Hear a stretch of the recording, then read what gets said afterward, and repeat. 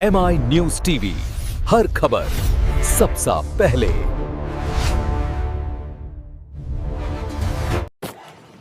হাওড়ায় Adiguru Shankaracharya temple and social development ট্রাস্টের উদ্যোগে অর্গানাইজার দেবাশিস গোস্বামীর সৌজন্যে শ্রী গোবর্ধন মঠ, পুরীর পীঠাধীশ্বর জগৎগুরু শঙ্করাচার্য পরম পূজ্য স্বামী নিশ্চলানন্দ সরস্বতী মহারাজের 84তম আবির্ভাব তিথি পালন করা হয়।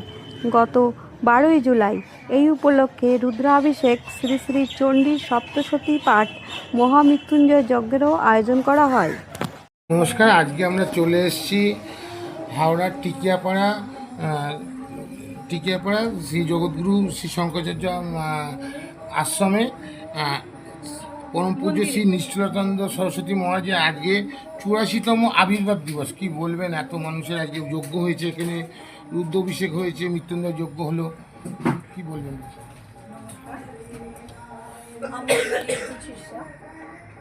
আমার পরম সৌভাগ্য, ওনার মতন একজন গুরুকে আমি পেয়েছি। আমার অনেক জন্মের পূর্ণ ফলের ফলেই ওনাকে আমি পেয়েছি। তো ওনার 84তম জন্মদিন মানে আমাদের জগতের যত মানুষ আছে উনি সকলের গুরু, কারণ উনি গুরু, জগৎ গুরু, তাই উনি সকলের গুরু।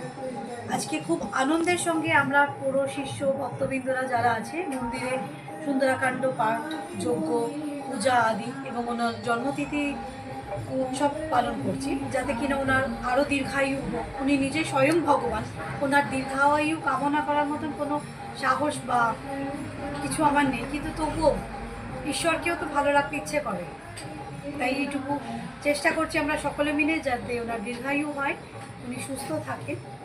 এটার জন্যই আমরা সকল ভক্তরা মিলে আজকে একটা ছোট্ট অনুষ্ঠানের আয়োজন করেছি, যেখানে কিনা যাগযজ্ঞের সঙ্গে সঙ্গে বাল্যভোগ সেবা এবং নরনারায়ণ সেবাও হচ্ছে।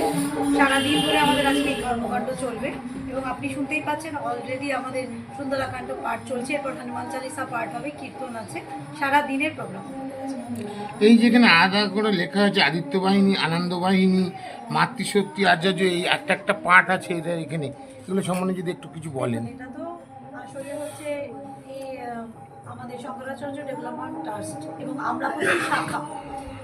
তার সঙ্গে আদিত্য বাহিনী আর আনন্দ বাহিনী যেটা বোঝায় সেটা হচ্ছে যে গুরুদেবী নিজের হাতে তৈরি করা পুরুষদের জন্য আদিত্য বাহিনী এবং মহিলাদের জন্য আনন্দ বাহিনী, আমরা তারই অংশীদার। এবং এই মুহূর্তে এখানকার ট্রাস্টের যিনি আমার পতি মহাশয়, আমার স্বামী, উনি শ্রী দেবাশিস গোস্বামী মহাশয়, উনি দিয়েছেন আদিত্য বাহিনী।